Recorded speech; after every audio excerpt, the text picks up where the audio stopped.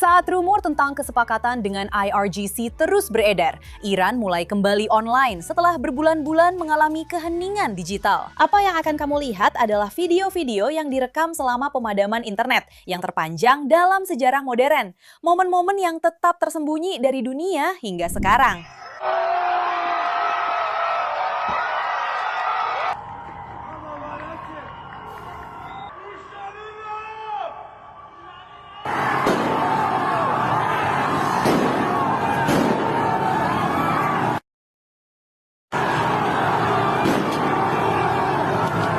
Baby.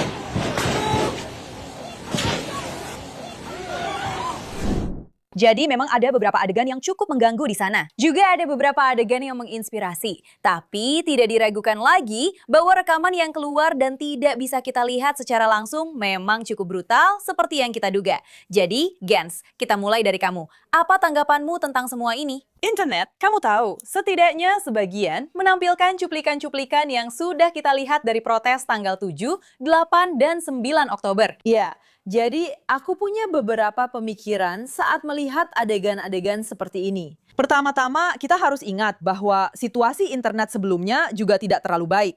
Mereka harus membeli VPN yang harganya sangat mahal. Tapi kamu tahu, mereka semua tetap melakukannya. Itu seperti membeli rokok secara ilegal. Inilah maksudnya. Dan yang kedua, kita harus ingat bahwa meskipun internet kembali, 50.000 saudara saya tidak akan kembali.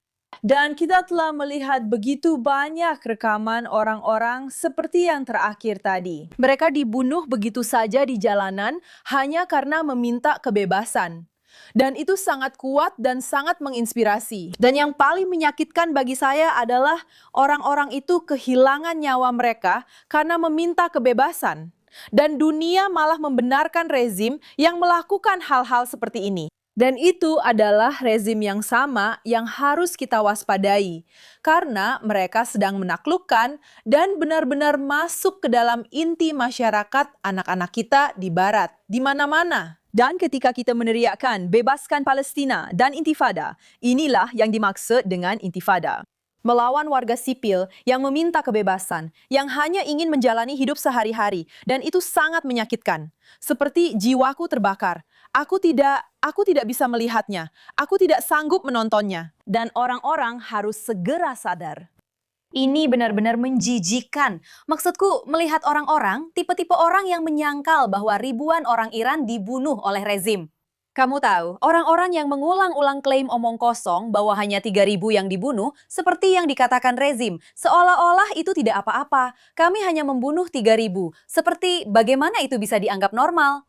Dan hal yang membuatku kesal tentang semua yang terjadi sekarang adalah kamu benar sekali. Komunitas internasional mendukung rezim yang melakukan kejahatan-kejahatan ini. Maksudku, berapa banyak suara tembakan yang kita dengar? Senapan ditembakkan ke warga sipil di jalan yang sedang melakukan protes. Mereka tidak bersenjata, mereka tidak punya senjata. Ini sangat mengejutkan. Tapi bagaimana bisa kita lupa bahwa kebebasan itu ada harganya? Dan ketika warga sipil harus berkata, aku akan kehilangan nyawaku demi hari esok yang berbeda, karena kita sudah tidak bisa lagi seperti ini. Dan aku melihat orang-orang barat dan betapa mereka menganggap itu semua sudah sewajarnya, karena mereka punya orang-orang yang telah berjuang untuk mereka di garis depan dan masih terus melakukannya. Dan mereka bahkan tidak tahu bahwa Israel adalah perisai yang dimohon-mohon oleh orang-orang Iran adalah sesuatu yang sangat diinginkan oleh orang-orang Iran. Mereka berkata, terima kasih telah mendukung kami. Kami tahu apa yang kalian lakukan. Kamu mengerti apa yang telah kami alami selama ini.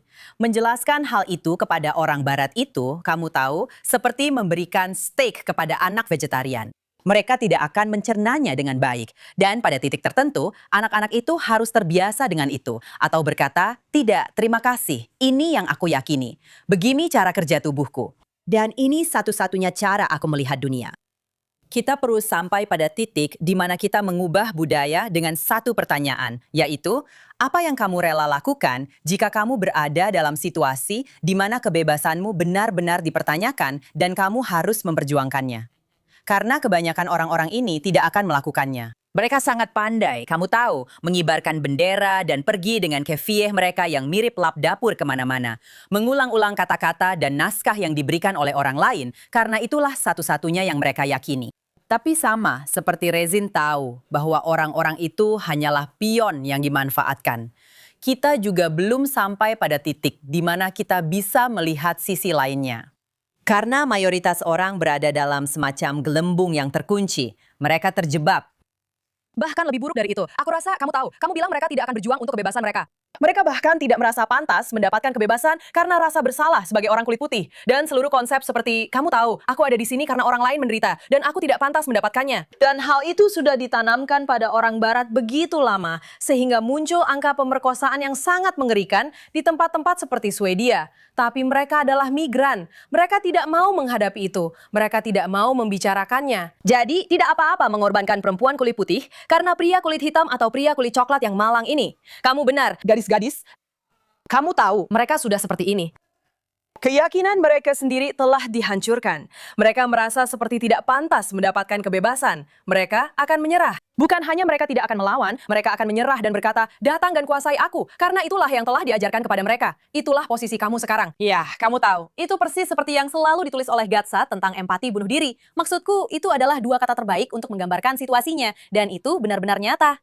Tapi menurutku, aku akan membawanya lebih jauh lagi dari sekedar empati bunuh diri, karena ini bukan hanya soal bunuh diri. Ini juga, maaf, tapi jika kita lihat apa yang terjadi dengan Iran, ini juga bersifat membunuh orang lain, tentu saja. Maksudku, jika kamu bisa menonton rekaman itu, jika kamu bisa melihat apa yang terjadi, apa yang telah dilakukan Republik Islam Iran, bahkan lupakan saja semua hal di seluruh wilayah itu, oke? Bahkan kepada warga negara mereka sendiri. Maksudku, bagaimana kamu bisa punya prinsip apapun jika kamu mendukung rezim yang melakukan ini dan kamu tahu mereka akan melakukannya lagi? Memang begitu. Apalagi ketika mereka mengaku sebagai organisasi kemanusiaan dan lembaga bantuan. Mengapa organisasi-organisasi itu tidak menjadi yang paling vokal, membunyikan alarm, dan mengatakan bahwa inilah yang seharusnya menjadi fokus kita? Tidak peduli apa yang terjadi dengan para politisi atau ketegangan di Selat Hormuz, kita harus melihat pada kehidupan manusia. Tidak ada yang membicarakan bagian itu karena mereka begitu, rezimnya. Tidak, ada sesuatu yang lain yang sedang terjadi. Yah, ada minyak. Tidak. Apakah kamu masuk ke sana daripada melihat armada berikutnya yang akan datang dengan, kamu tahu, apapun itu, mereka membawa kondom dan obat-obatan. Ada orang-orang yang dengan bangga rela mengorbankan hidup mereka. Ya.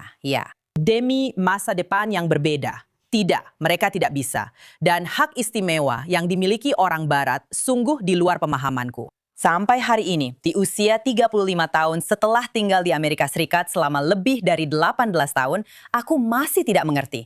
Ini lebih dari sekadar hak istimewa. Ini lebih dari sekadar hak istimewa. Mereka menginginkan kekacauan.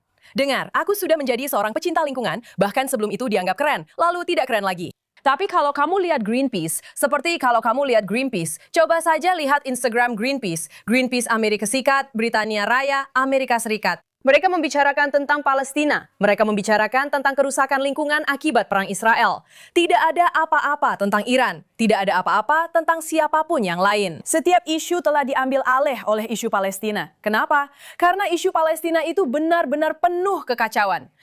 Idenya adalah untuk membawa kekacauan ke barat, dan itulah yang mereka perjuangkan. Ini adalah sebuah tameng. Orang-orang Palestina menjadi tameng untuk bergerak menuju kekacauan. Jadi ini bahkan bukan hanya soal hak istimewa, karena hak istimewa berarti aku punya hak istimewa, aku tidak melihatnya.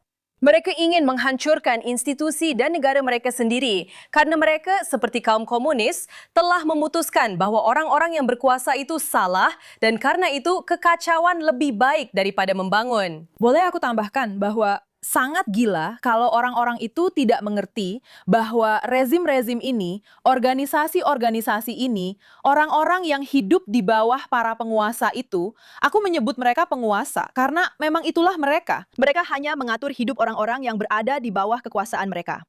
Mereka benar-benar membuat mereka berteriak di pagi hari, "Matilah Amerika, matilah Inggris, matilah Barat." Jadi maaf, tapi mereka meminta untuk membunuhmu, dan kamu tidak melihatnya. Kamu tidak melihatnya. Coba saja pergi ke sana sekali saja. Aku percaya bahwa kamu ingin berada di pihak yang benar, tapi kamu belum melihat seluruh kebenarannya. Dan ini benar-benar sangat mengecewakan. Ketika mereka mengatakan, matilah Amerika, itu bukan surat cinta, tidak. Maksudku, itu bukan sesuatu yang manis. Aku menahannya. Itu benar-benar bagaimana perasaanku. Tidak ada konteks. Iya. Dan kemudian orang-orang yang sama akan mengutip Maya Angelou dan Oprah Winfrey. Ketika seseorang menunjukkan siapa diri mereka, percayalah. 2 detik kemudian, live, love, laugh. Akan berkata teman-teman, tidak, itu sebenarnya bukan maksud mereka. Dan orang-orang yang sama seperti itu, jika kamu perhatikan, lihat betapa cepatnya propaganda bekerja, terutama pada orang-orang barat. Potongan kecil dari anak itu, setelah semua tembakan itu, dengan semua luka-luka yang dideritanya. Di sana, duduk di atas berangkar, mungkin akan digunakan oleh pihak Palestina, karena mereka akan menggunakannya sebagai propaganda. Bukan pertama kalinya kita melihat hal seperti itu. Ya, itu benar. Tapi saya ingin sedikit beralih ke pembahasan tentang negosiasi. Karena menurut saya, anehnya, itu sebenarnya berkaitan dengan apa yang baru saja kita lihat. Maksud saya, dari sudut pandang saya tidak mendukung kesepakatan apapun. Karena saya tidak percaya bahwa kesepakatan itu akan dijalankan. Bahkan jika mereka setuju dengan semua yang dikatakan Presiden Trump ia inginkan hari ini. Lalu bagaimana? Kita tidak bisa mempercayai rezim ini. Itu masalah utamanya. Dan tentu saja, kesepakatan apapun yang sedang mereka bicarakan sekarang tidak membahas sebagian besar masalah. Hanya membahas satu, yaitu masalah nuklir. Dan bahkan itu pun, mungkin, saya tidak tahu. Kita lihat saja nanti. Saya sangat kecewa. Saya benar-benar kecewa pada Presiden Hu dan pemerintahannya, bahkan beberapa orang di sekitarnya, karena mempertimbangkan ide-ide ini dengan cara yang terus terang saja menginjak-injak rakyat Iran.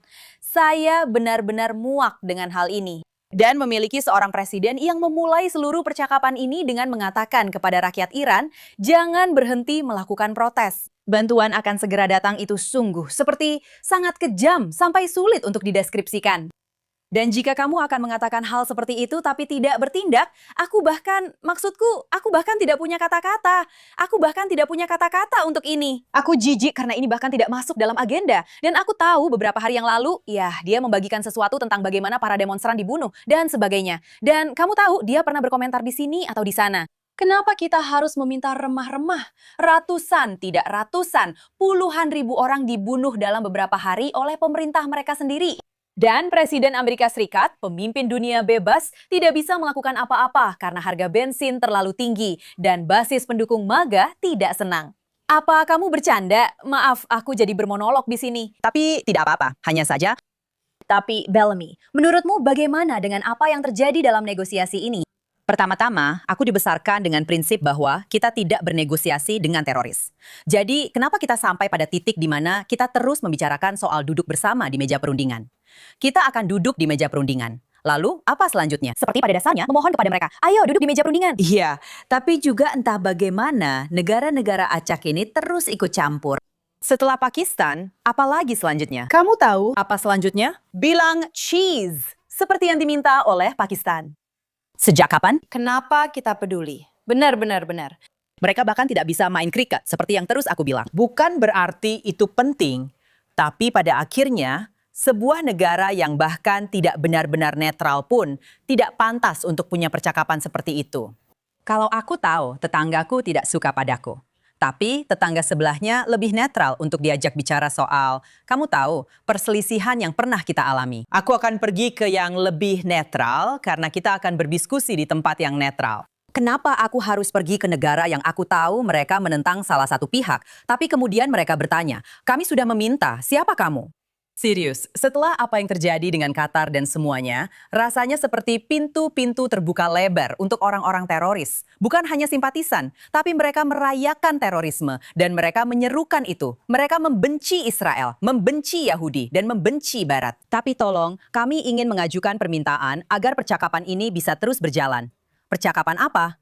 Inilah yang kami inginkan. Inilah yang harus terjadi. Jika ini tidak bisa terjadi, tidak ada hal lain yang akan berlangsung. Perang akan terus berlanjut. Gencatan senjata tidak berarti apa-apa. Itu kata yang bodoh saat ini. Apa arti gencatan senjata? Itu istilah yang dibuat-buat oleh Donald Trump untuk memaksa sekutu Amerika menghentikan serangan militer yang agresif. Kurang lebih itulah maknanya sekarang.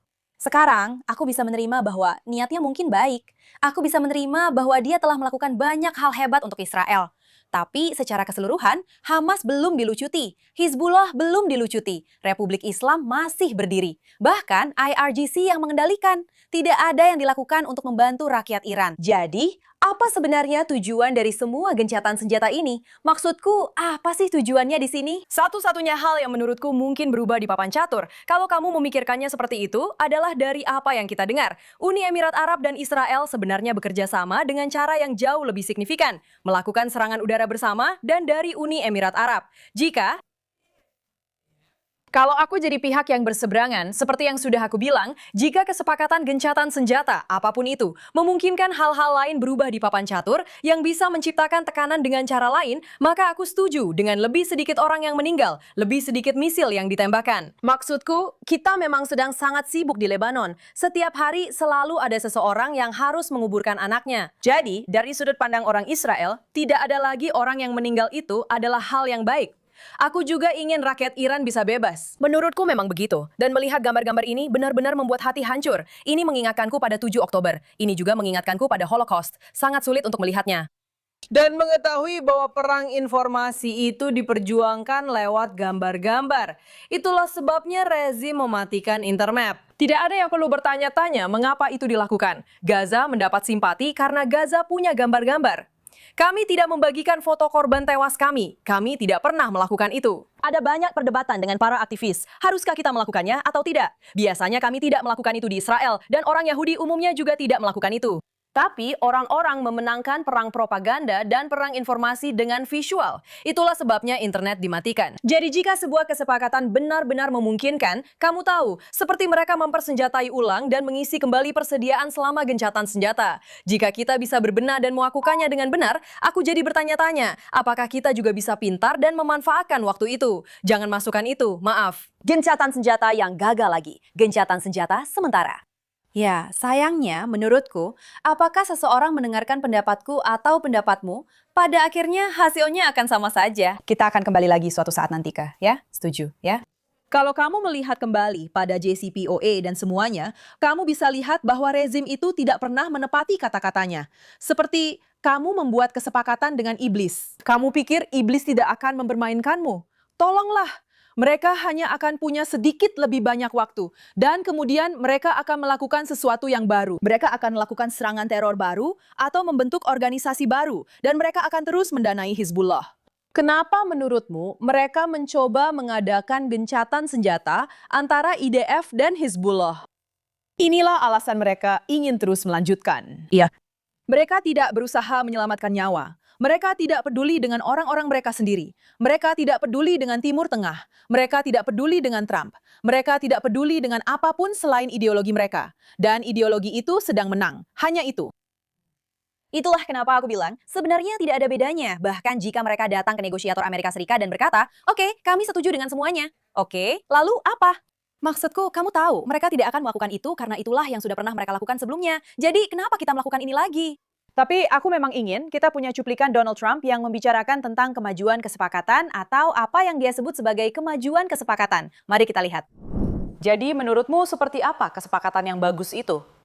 Pertama-tama tidak ada kesepakatan yang cukup bagus karena media akan memberitakannya dan kita sedang membuat kesepakatan yang hebat. Kita akan membuat kesepakatan yang hebat. Kalau tidak, kita akan kembali dan menyelesaikannya secara militer. Tapi ini akan berjalan lebih cepat. Mungkin ini lebih baik dari sisi kemanusiaan. Ada juga sesuatu yang baik tentang hal ini. Kamu tahu, menyelamatkan banyak nyawa. Entah itu di pihak lain atau tidak, kamu menyelamatkan banyak nyawa. Tapi kita sudah dekat dengan kesepakatan yang sangat baik, dan kalau kita bisa menjadikannya kesepakatan yang bagus, kalau tidak kita lanjut saja dengan Departemen Perang, begitu kami menyebutnya. Saya lebih memilih mendapatkan kesepakatan karena kita bisa membuka selat itu segera setelah penandatanganan. Satu jaminan yang harus saya miliki adalah tidak akan ada senjata nuklir. Mereka sudah setuju dengan itu. Dan itu sangat menarik. Awalnya mereka bilang kami tidak akan mengembangkan senjata nuklir. Saya bilang, lalu bagaimana kalau kalian membeli senjata nuklir? Jadi sekarang tertulis, kami tidak akan mengembangkan atau dengan cara apapun membeli senjata militer. Itu perbedaan yang besar. Dia sangat bangga pada dirinya sendiri. Saya memergoki mereka karena mereka juga bilang tidak akan membeli itu. Seperti apa maksudnya? Dan seluruh diskusi ini juga tentang mencairkan dana kepada mereka. Seperti Gedung Putih mencoba mengklaim bahwa itu bukan dari Amerika Serikat. Seperti itu uang mereka yang ditahan oleh pihak lain. Dan kemudian orang-orang jadi marah tentang hal itu. Jadi kemudian Gedung Putih berkata, tidak, kami juga tidak akan melakukan itu. Qatar akan meminjamkan uang kepada mereka. Dan jika mereka berperilaku baik, maka kami akan melepaskan uangnya. Maaf, kita sedang membicarakan jumlah uang 2 kali lipat yang sebelumnya sudah diberikan ke tangan Republik Islam. Dan apa yang mereka lakukan dengan uang itu? Benar sekali, 7 Oktober. Belum lagi semua perang lain di Timur Tengah yang sudah mereka mulai. Jadi, gagasan bahwa tidak ada konsekuensi material atau korban jiwa akibat memberikan uang kepada rezim ini sungguh tidak masuk akal. Maksudku, bahkan mendengar dia berkata, seperti ini akan memakan lebih sedikit nyawa. Untuk siapa? Mungkin lebih sedikit pejabat IRGC, bukan rakyat Iran. Dan dalam jangka panjang, tidak ada seorang pun di Timur Tengah. Aku hanya berharap dia segera melakukannya, tapi aku tidak mengatakannya dengan enteng. Iya. Seperti yang sudah aku sebutkan, seperti yang aku katakan terakhir kali, ini adalah warisannya. Kamu sudah menginginkan ini cukup lama. Kamu sudah terus menyerukan hal itu. Kamu sudah menentang pendukungmu sendiri sejak awal. Kamu tahu, saat dia benar-benar memulai perang ini, selesaikan saja pekerjaannya. Dan aku aku sudah tidak bisa lagi pura-pura seperti, ya aku mengerti. Kita tidak punya cukup informasi tentang apa yang sebenarnya terjadi dalam hal intelijen dan sebagainya. Tapi pada titik tertentu, Pak, saya hanya butuh hasilnya. Iya, bukan tentang bagaimana Anda ingin dikenang karena cara Anda menyenangkan pendukung inti dan orang-orang yang menentang pendukung inti, lalu orang-orang yang bahkan tidak ada dalam spektrum politik ini dari Amerika Serikat. Jadi, lakukan saja apa yang perlu Anda lakukan, karena Anda akan dibenci bagaimanapun juga. Iya. Aturan nomor 1, kalau kamu orang Israel atau Yahudi. Serba salah jika kamu melakukannya, serba salah juga jika tidak. Jadi lakukan saja apa yang perlu dilakukan. Ya, jadi Gan, apa yang dikatakan orang-orang Iran yang kamu ajak bicara tentang hal ini? Semua orang yang aku ajak bicara sangat marah. Iya. Coba ceritakan. Iya, jadi orang-orang Iran dan di mana-mana mengira aku punya hubungan dengan Mossad dan pemerintah. Dan bro, kamu salah paham. Aku cuma seorang aktris yang ngelakuin macam-macam hal aja. Tapi sungguh, mereka ingin kita terus bersuara. Karena mereka tahu, kalau mereka bersuara lebih banyak dari sekarang, mereka bisa dibunuh. Mereka bisa dijatuhi hukuman mati. Dan meskipun kamu tidak dijatuhi hukuman mati, ketika kamu berada di penjara-penjara itu, kamu tetap saja mati di sana. Jika kamu seorang perempuan, mati jauh lebih baik daripada apa yang kamu derita di sana.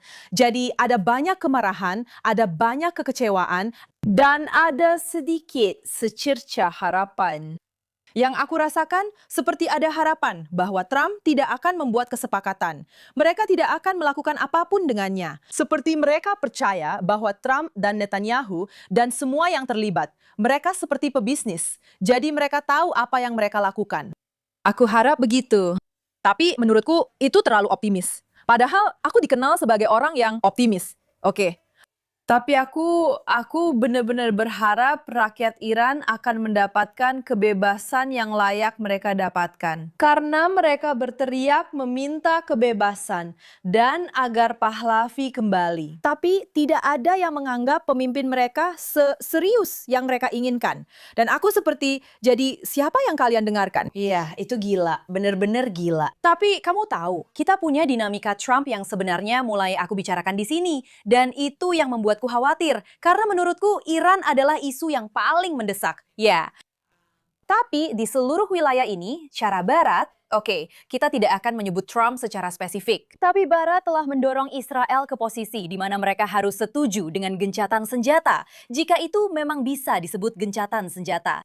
Dan membatasi itu, kamu tahu, seperti memotong kaki Israel sambil memberikan kelangsungan hidup, benar-benar kelangsungan hidup kepada organisasi teroris. Saya tidak mengerti kenapa hal ini dianggap oleh siapapun sebagai kebijakan yang kuat. Ini sangat lemah. Maksud saya, ini seperti lelucon. Donald Trump mengadakan konferensi pers setelah gencatan senjata di Gaza dan mengklaim bahwa dia telah menyelesaikan ribuan tahun konflik. Seperti apa? Hamas belum melucuti senjata. Mereka secara tegas menolak proposal gencatan senjata Anda yang Anda tuntut agar mereka terima. Lalu Anda pergi ke media dan mengklaim bahwa media berbohong ketika mereka menunjukkan hal itu. Sekarang, saya adalah orang pertama yang mengakui bahwa sindrom kebencian terhadap Trump itu memang benar-benar ada. 100% itu ada dan sangat banyak di media. Tapi ketika orang-orang mengkritik Anda karena Anda memang salah dan Anda belum mencapai hal-hal yang Anda klaim sudah Anda capai dan orang-orang meninggal akibatnya, seperti ada masalah di sini. Ini masalah besar. Tapi saya memang ingin membahas tentang para bajingan dan pahlawan kita karena saya tahu kita punya banyak cerita untuk dibagikan hari ini. Sepertinya tidak pernah kekurangan bajingan dan pahlawan. Shoshana, kita mulai dari kamu. Aku tahu kamu punya yang spesial untuk kita minggu ini. Pertama-tama, aku juga mewakili Floor yang tidak hadir di sini.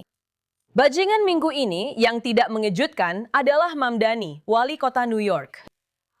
Ini adalah pertama kalinya dalam sejarah parade Hari Israel bahwa wali kota New York tidak ikut berjalan dan menghadiri parade tersebut. Dan kamu tahu, aku ingin mengatakan sesuatu. Kamu boleh saja punya pendapat politikmu sendiri. Dan kamu juga boleh punya, kamu tahu, pendirianmu sendiri tentang berbagai hal sebagai seorang individu. Tapi ketika kamu adalah seorang figur publik dan seharusnya menjadi wali kota untuk semua orang, dibutuhkan muka tebal yang luar biasa untuk tidak hadir di parade Hari Israel. Kamu boleh saja punya masalah kebijakan dengan Israel. Kamu bisa saja bilang, aku tidak setuju dengan apa yang mereka lakukan. Tapi untuk tidak hadir, jujur saja ada banyak ungkapan New York yang ingin aku gunakan sekarang. New York adalah kota yang luar biasa. Dan karena aku tumbuh besar di New Jersey, itu seperti halaman belakang rumahku. Aku memang begitu. Dengar, sejujurnya, aku berbicara dengan orang-orang di New York kemarin dan mereka sangat terpukul. Mereka sedang melewati pos pemeriksaan. Ada helikopter yang berputar-putar di atas parade. Tidak pernah seperti itu sebelumnya. Aku sudah sering ke parade di New York. Biasanya menyenangkan. Orang Italia dan semua orang keluar dan semua orang bersenang-senang. Semua orang merayakan warisan budaya orang lain dan kamu tahu, perasaan bangga orang lain. Dan tahun ini rasanya seperti situasi yang penuh penjagaan, di mana orang Yahudi merasa seolah-olah ini adalah akhir dari kejayaan Yahudi dan perasaan nyaman serta aman di New York. Dan aku akan lemparkan ke Fleur karena aku tahu dia ada di lapangan. Tapi aku ingin mengatakan bahwa ini adalah sesuatu yang harus diperhatikan orang-orang ketika melihat peta jalan tentang bagaimana kita bisa sampai di titik ini. Ini adalah tonggak yang sangat besar di sana. Tapi mari kita lihat apa yang akan dikatakan Fleur. Di sini kita berada di Marchland di Israel, parade hujan di New York. Dan jumlah peserta yang luar biasa, gubernur hadir dan semua politisi senior juga. Kecuali Mamdani. Tapi siapa yang butuh dia? Apa yang bisa kukatakan? Maksudku, kau tahu March, siapa bajingan minggu ini? Itu bagus. Siapa bajingan pilihanmu minggu ini? Ya Tuhan, berapa banyak? Ya, pasti Mamdani. Doni mengenakan New York City dan seorang wali kota Italia yang bajingan. Wali kota Chief Party ini yang selalu kamu bahas di acara luar biasamu itu. Dia tidak ada di parade kita dan kita tidak butuh dia. Siapa yang peduli? Dan aku punya satu pertanyaan sederhana. Siapa bajingan minggu ini, Mark? Itu sangat sederhana. Ayolah, yang kau mau cuma satu kata. Bro, bodoh. Bro, bodoh. Orang ini benar-benar membuatnya jadi sangat sulit. Wow, aku tidak tahu. Sulit untuk bersaing dengan bajingan setelah itu. Menurutku itu luar biasa. Ya, kamu tahu. Kalian merasa seperti kita harus bergabung. Dengan seseorang. Bisakah kita langsung ke pahlawan? Ya, kamu benar-benar jadi juaranya untuk yang satu itu. Dan siapa bajinganmu? Bajinganku adalah organisasi paling hebat di dunia yang dikenal dengan nama Perserikatan Bangsa-Bangsa. Begitu bermoral. Aku tahu. Mari kita lihat apa yang mereka katakan minggu ini. Ke aktor negara bagian baru yang terdaftar. Pertama, Angkatan Bersenjata dan Pasukan Keamanan Israel, yaitu Pasukan Pertahanan Israel, Layanan Penjara Israel, termasuk Pasukan Khusus Keter, dan Unit Penanggulangan Terorisme Polisi, YAMAM. Terdaftar berdasarkan informasi yang kredibel yang menunjukkan pola pemerkosaan yang terus berlanjut dan bentuk kekerasan seksual lainnya dengan peningkatan jumlah kasus yang telah diverifikasi tahun ini. Bukan tanggung jawab kantor saya untuk melakukan verifikasi apapun. Apakah anda mendapatkan akses ke bukti yang disebutkan dalam laporan ini? Saya tidak harus mengaksesnya. Maksud saya, informasinya sudah diverifikasi dengan metodologi verifikasi dan dokumentasi yang sangat kuat. Saya adalah penerima. Saya mengumpulkan informasi itu dan saya menyajikannya kepada Sekretaris Jenderal. Benar, saya hanya ingin tahu, apakah anda sudah melihatnya sendiri dengan mata anda? Tidak, karena itu bukan tugas saya. Dan bahkan selama berinteraksi dengan misi tetap, saya sudah menegaskan bahwa saya tidak akan mengunjungi fasilitas penahanan, bahkan jika mereka menawarkannya. Saya merasa keberatan ketika ada ketidakkonsistenan, ketika seseorang menyoroti satu hal kecil dari Anda. Jika Anda sudah melakukan dan mengatakan semua hal ini, bukan hanya secara statistik, tetapi Anda tahu memang angkanya ada dan ini benar. Dan kita mengatakan bahwa inilah yang terjadi karena Israel dan karena orang Yahudi, tapi terutama karena inilah yang dilakukan Israel. Dan pertanyaannya adalah, apakah Anda bahkan bukan hanya sekedar melihatnya, tetapi apakah Anda bisa melihat jika saya membaca sesuatu, lalu saya berpikir, oke, saya percaya ini, dan saya percaya itu. Tapi jika saya bertanya kepada Anda tentang hal itu, tanpa semua itu, bisakah Anda menjawab saya secara langsung? Itu adalah pekerjaan Anda, itu melalui kantor Anda. Jadi beraninya Anda berkata, ya itu sebenarnya bukan pekerjaan saya. Karena mereka memberikannya ke departemen Anda, bukankah itu masih menjadi tanggung jawab departemen Anda untuk memeriksanya? Anda seorang jurnalis. Jika Anda mengatakan sesuatu yang salah dan itu belum diperiksa kebenarannya, bagaimana itu bisa menjadi tanggung jawab Anda? Ya, itu 100% kesalahan saya. Saya harus mengeluarkan permintaan maaf. Tapi tidak. Ternyata, menurut Perserikatan Bangsa-Bangsa, itu sebenarnya bukan tanggung jawab mereka. Jika itu sampai ke mereka, mungkin akan dikatakan nanti. Saya baru sadar bahwa mungkin kita telah melakukan kesalahan dalam sesuatu. Dia punya satu kesempatan untuk menjawab. Tapi tentu saja, mendemonisasi Israel adalah hal yang paling penting. Dan itulah yang mereka lawan. Dan bagaimana bisa kamu berpikir bahwa masuk akal untuk membuat tuduhan sebesar itu dengan semua hal lain yang sudah kamu katakan, sementara bahkan tidak mengirim bantuan ke Gaza? Ada begitu banyak pelanggaran yang telah terjadi. Tapi menurut dia, rasa superioritas yang dia tunjukkan dari posisinya di sebuah organisasi yang sebenarnya sudah gagal melayani kemanusiaan selama puluhan tahun karena tidak ada hubungannya dengan membantu kamu. Coba tanyakan pada seorang anak di Afrika yang menderita kwashiorkor dan seekor lalat yang bukan aktor bayaran omong-omong, kemana semua uang yang telah didonasikan selama puluhan tahun itu pergi. Anak-anak itu masih berada di kamp-kamp pengungsian. Anak-anak itu masih dibunuh. Keluarga-keluarga itu masih tercerai-berai. Mari kita bicara tentang Boko Haram. Masih banyak sekali. Banyak hal berbeda yang telah mereka lakukan. Tapi pada saat itu, karena Israel, dia memutuskan untuk berkata, itu sebenarnya bukan tugas saya. Informasinya sudah ada di sana. Sungguh kejam.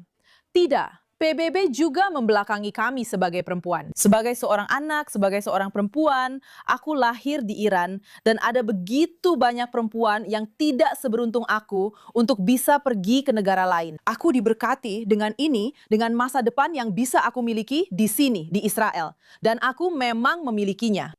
Dan setiap kali aku melihatnya, dan aku berumur 15 tahun saat aku bermimpi untuk berada di atas panggung itu. Berbicara tentang perempuan di Iran dan bagaimana anak perempuan berusia 9 tahun dinikahkan. Dan mereka benar-benar dijual kepada pria yang usianya sekitar 60-an.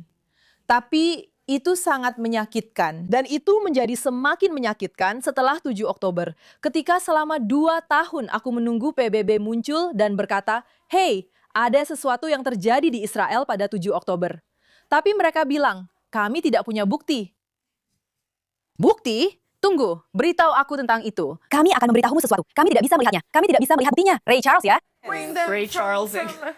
Tidak. Lalu mereka menjadikan Iran seperti IRGC sebagai ketua Dewan Perempuan atau apalah. Dan sekarang mereka melakukannya lagi, omong-omong. Baru kemarin mereka dinominasikan untuk posisi lain di PBB. Tidak bisa dipercaya. Serius? Aku tidak mengerti. Aku tidak tahu. Aku tuh... Maaf, tidak. Kamu bajingan, bagus banget. Itu balasan yang bagus. Kalau begitu, Tidak. Jadi kalau begitu, saya akan menyapa Jean-Noël Barrot, Menteri Urusan Eropa dan Luar Negeri Prancis. Dan dia baru saja mengumumkan bahwa Prancis akan mengambil tindakan atas dugaan perlakuan buruk terhadap aktivis Prancis dalam flotila Gaza dan sebagainya. Dan ya, dia mengatakan banyak hal menentang Israel dan tentang bagaimana kita tidak baik dan bagaimana kita tidak oke. Tapi izinkan saya bertanya satu hal saja. Jika sebuah kapal masuk ke zona perangmu, apa yang akan kamu lakukan? Jika orang-orang itu, seperti semua orang hanya berkomentar tentang hal-hal itu, biarkan saja flotila-flotila itu sampai ke Gaza. Tapi ketika mereka akan dibunuh atau para wanita di sana akan diperkosa oleh teroris Hamas, siapa yang akan disalahkan? Lagi-lagi Israel? Dan juga, jika kalian membuat flotila-flotila itu, aku ingin kalian juga membuat kelompok-kelompok kecil yang berjalan ke Ukraina dan membantu rakyat Ukraina. Aku ingin melihat bagaimana reaksi orang Rusia ketika kalian tidak. lakukan hal yang sama. Tidak, lakukan langkah yang lurus dan panjang. Apa masalahnya? Tidak. Kamu tahu apa? Pergi. Kirimkan itu semua, luar biasa. Dan kamu akan punya saffron, kamu akan punya ghee, kamu akan punya chai. Bagus, bagus. Dan penjaranya? Daun bawang dan akar manis. Oke, terserah. Aku benar-benar lelah dengan para politisi yang berusaha tampil rapi dengan setelan jas dan hanya bicara tanpa memahami keadaan di lapangan. Dan aku turut prihatin padamu, Tuan. Itu saja. Aku hanya... Rasanya seperti... Itu Prancis banget. Aku akan berusia 25 tahun bulan depan dan aku merasa seperti berusia 52 tahun. Hei. Ya, kamu tidak terlihat setua itu. Jadi, Berhenti sekarang. kamu untuk dirimu sendiri.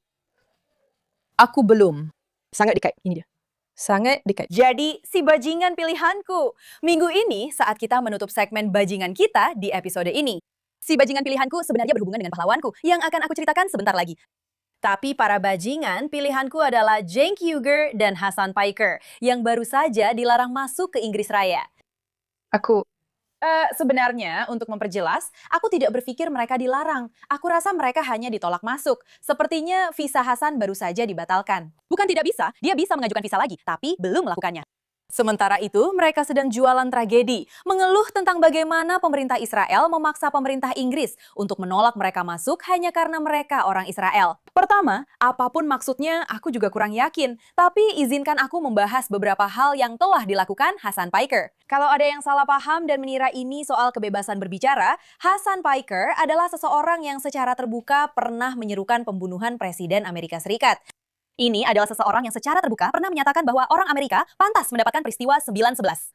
Ini adalah seseorang yang secara eksplisit dan berulang kali menyerukan kekerasan politik. Dia juga mendukung pembunuh CEO United Healthcare. Dia memuji peristiwa ini, membelanya, dan menyatakan bahwa ini adalah akibat dari pembunuhan sosial oleh orang-orang kaya di Amerika. Segala sesuatu tentang ideologinya bersifat radikal, jihadis, komunis, dan mendukung kekerasan. Dan dia juga baru saja menerima surat panggilan dari Departemen Kehakiman atas dugaan pelanggaran sanksinya. Dengan hubungannya di Kuba, pergi ke Kuba, mengunjungi Kuba, dan sebagainya.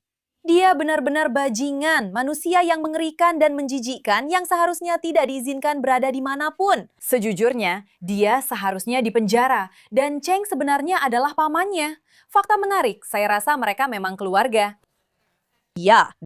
Cenk adalah orang brengsek yang marah dan berkeringat, yang berpikir bahwa berteriak pada orang di internet adalah sebuah argumen yang sebenarnya.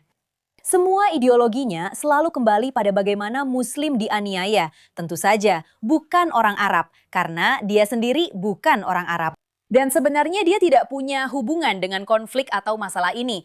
Tapi dia menunggangi isu ini karena dia Muslim. Jadi semuanya harus berhubungan dengan Muslim. Mereka mendiskriminasi karena dia Muslim. Israel terlibat di Gaza karena Muslim. Israel ada di Lebanon karena Muslim. Muslim. Ini bukan tentang Muslim. Tidak ada yang peduli bahwa kamu Muslim, Cenk. 20% warga Israel adalah Muslim, dengan status warga negara penuh dengan hak yang setara. Kamu hanya orang menyebalkan yang sebenarnya tidak ada yang mau dengarkan, yang tidak bisa membuat argumen yang kredibel.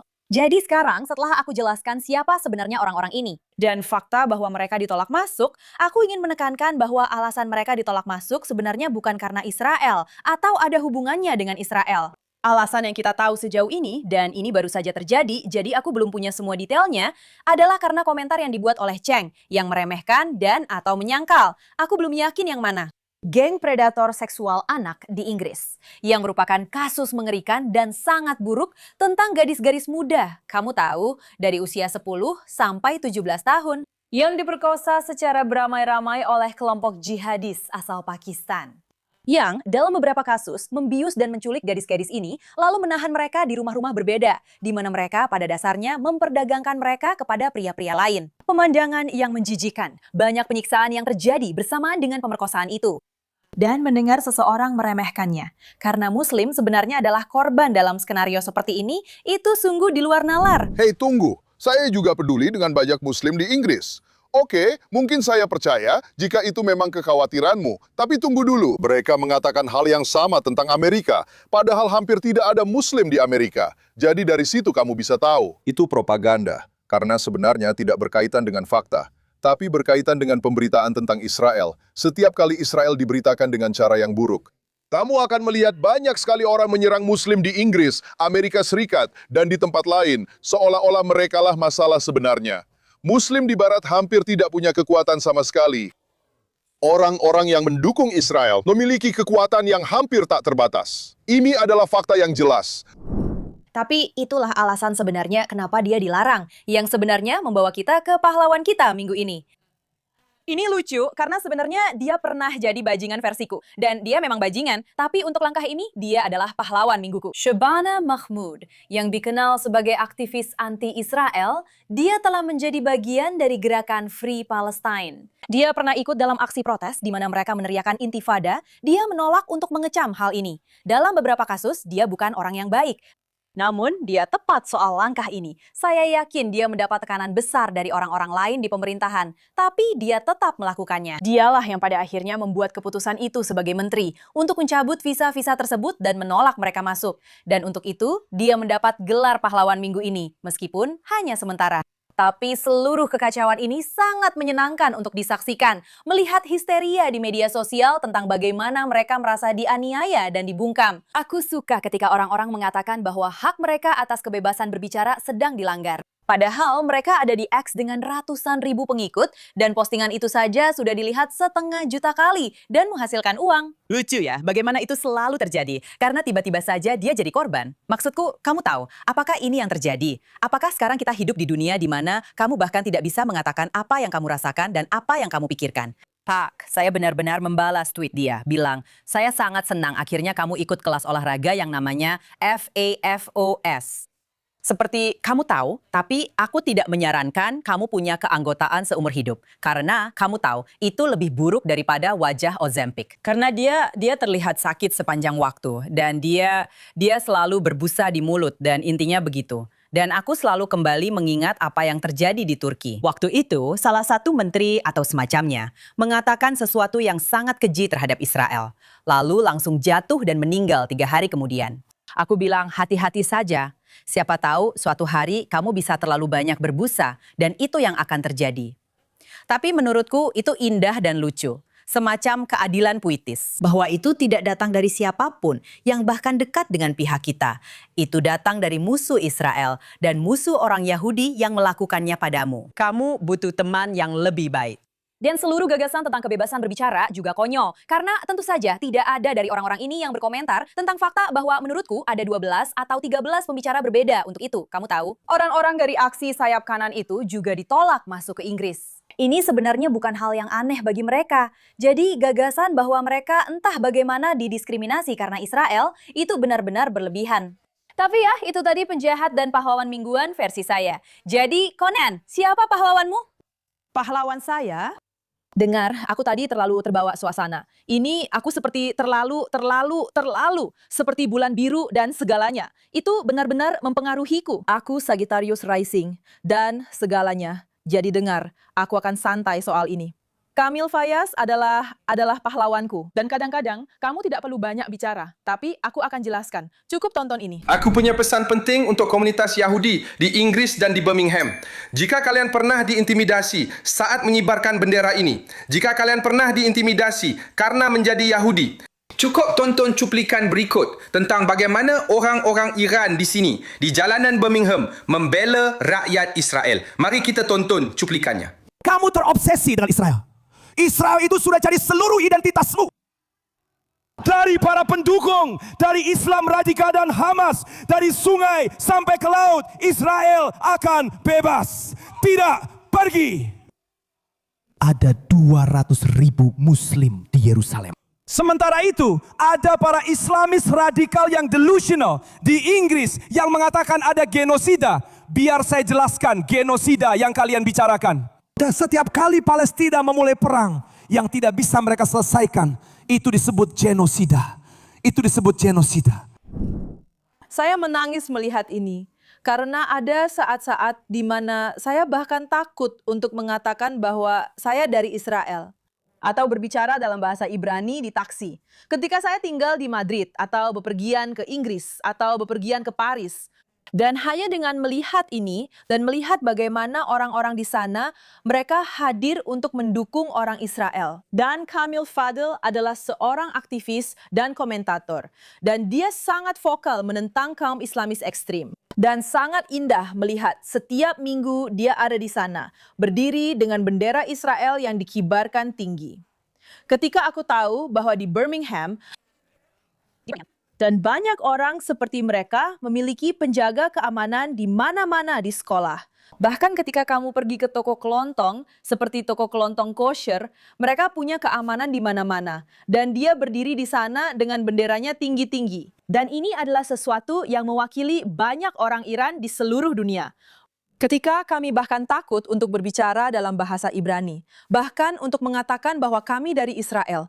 Mereka keluar dengan membawa bendera Israel, dan mereka mendukung kami. Setelah 7 Oktober, ketika kami ingin para sandera kembali ke rumah, mereka ada di sana dengan balon oranye, dengan bendera-bendera itu. Dan aku harus bilang, ini benar-benar membuatku merinding, bro. Terima kasih ya.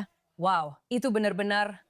Itu sangat luar biasa untuk dilihat. Aku setuju denganmu. Rasanya benar-benar menghangatkan hati. Hanya ada sedikit orang yang mau tampil dan berkata, ada apa sih dengan kalian? Kenapa semua orang bodoh begini? Dan itu benar-benar menghangatkan hati. Dan aku harus bilang, aku tidak pernah, sama sekali tidak pernah ingin menjadi laki-laki. Tapi ada sesuatu tentang rasa aman menjadi laki-laki yang juga memungkinkanmu melakukan hal-hal seperti ini. Iya. Aku rasa aku tidak bisa melakukan itu di jalan. Dan yakin aku akan aman. Karena aku sangat kecil dan aku juga tidak terlatih dalam seni bela diri apapun. Tapi melihat seorang pria yang kuat dan percaya diri dan jelas bisa menghadapi 1 atau 2 orang, aku pasti akan bersembunyi di belakangnya. Aku akan datang ke Oxford dalam beberapa minggu lagi. Ya, semuanya. Itu ide yang sangat bagus. Dia benar-benar bodoh. Kamu harus datang. Melanie, siapa pahlawanmu minggu ini? Pahlawan saya minggu ini adalah Spencer Pratt. Dan hari ini kebetulan waktunya menjelang pemilihan wali kota di Los Angeles. Tapi juga dengan semua yang baru saja kita bicarakan tentang Mamdani, saya rasa apa yang saya lihat dari pria ini adalah sesuatu yang ingin saya ucapkan selamat kepadanya. Tidak ada video tertentu atau apapun. Sebenarnya semua video ini. Tidak, saya tahu ada. Ada begitu banyak. Tapi bukan hanya satu hal tertentu, bukan satu klik tertentu yang benar-benar menonjol. Bagi saya untuk bilang, nah itu dia. Ini tentang betapa teguhnya dia sejak mengatakan, saya akan mencalonkan diri sebagai wali kota. Dan dia menjalani semuanya sebagai seseorang yang berasal dari industri hiburan. Yang kehilangan rumahnya dalam kebakaran di Palisades. Tapi dia benar-benar memahami orang-orang di lapangan. Dan dia tidak takut untuk mengatakan tidak. Ini bukan masalah perumahan. Orang-orang ini sedang mabuk narkoba. Dan sebenarnya mereka bisa melakukan hal-hal lain. Mereka bisa pergi ke tempat penampungan tunawisma dan mulai bersih dari narkoba dan sebagainya. Ada fasilitas di sana. Tapi mereka memilih untuk melakukan ini. Dan dengan para pemimpin yang sudah ada di sana, kalau kamu mau menyebut mereka pemimpin, maksudku Karen, maaf ya Mbak, itu benar-benar namanya. Sebenarnya itu bukan nama aslinya. Dan dia benar-benar menyebalkan. Dan aku melihat cuplikan tentang dia. Dan seperti ini, kamu tahu, tipe badut sirkus perempuan trans di suatu tempat yang berkulit hitam dengan rambut kuning berkata, "Ya mama, kaulah orangnya." Dan itulah masalahnya ketika mendengar satu hal seperti mengatakan hidup orang trans itu penting. Tiba-tiba orang-orang di luar sana yang sudah ditakut-takuti, di mana semuanya jatuh ke dalam politik identitas, akan berkata, "Yah, dia peduli pada kita." Di mana dia saat rumah kalian terbakar? Dia sedang di Afrika menikmati waktu santai omong-omong. Dan apa yang sebenarnya sudah dia lakukan? Yang aku suka dari dia adalah kamu bisa terhubung dengannya sebagai sesama manusia, di mana dia bukan seorang politisi. Dan orang-orang di Hollywood berkata, "Ya Hannah Einban, kenapa aku harus memilih seseorang yang berasal dari dunia hiburan dan industri ini? Kenapa aku harus?" Pertama-tama, kamu saja membenci dirimu sendiri, jadi jangan sampai aku mulai ngomong soal itu. Tapi banyak orang Hollywood yang menentangnya. Dan ada juga yang tidak pernah kamu duga sebelumnya, yang berkata, "Tidak, kami sudah selesai." Iya, cukup sudah. Cukup. Iya, maksudku Los Angeles benar-benar sudah dikuasai oleh kelompok kiri radikal, bukan kiri biasa, oke? Kiri radikal selama bertahun-tahun. Maksudku, Gavin Newsom benar-benar bahan tertawaan. Mereka telah menghancurkan negara bagian itu. Mereka telah menghancurkan negara bagian itu. Dan aku berasal dari Los Angeles. Jadi ini sangat mengganggu bagiku. Karena itu negara bagian yang sangat indah. Ada begitu banyak hal yang ditawarkan dan begitu banyak keberagaman, serta begitu banyak hal baik. Dan mereka benar-benar dari atas sampai bawah telah menghancurkan negara bagian ini. Sungguh tidak bisa dipercaya apa yang telah mereka lakukan. Aku di Los Angeles. 5 tahun kemudian aku kembali mengunjungi Los Angeles. Dan aku tidak mengenalinya lagi. Itu benar-benar rasanya seperti kiamat tunawisma. Dan semua itu karena salah kelola pemerintah. Mereka tidak tahu cara menyeimbangkan anggaran. Mereka tidak tahu cara menyediakan layanan yang sudah mereka pungut pajaknya begitu besar dari warganya. Maksudku, sungguh tidak bisa dipercaya apa yang terjadi. Dan Karen Bass benar-benar bahan tertawaan. Siapapun yang memilih dia benar-benar sudah tidak punya sel otak lagi.